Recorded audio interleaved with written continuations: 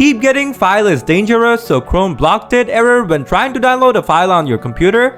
No worries. In this video, I'll show how you can fix this issue and download whatever you want on your computer.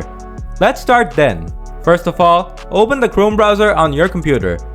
Then click on the three-dot icon from the upper right corner of the screen. Next, click on Settings from here. After that, click on Privacy and Security from the left side menu. Then click on Security from here. Now, here you will find the No Protection option. If you want to download files without any warning, click on it. Then hit that Turn Off button, and you will find that Chrome is not blocking any downloads. However, make sure that you are downloading the files from reputable websites. So that's how you fix the "file is dangerous, so Chrome blocked it" error in Google Chrome on your PC. If the video helped you out, don't forget to smash that like button. Got any questions? Feel free to leave them in the comments below and I'll get back to you real soon. As always, thanks for tuning in.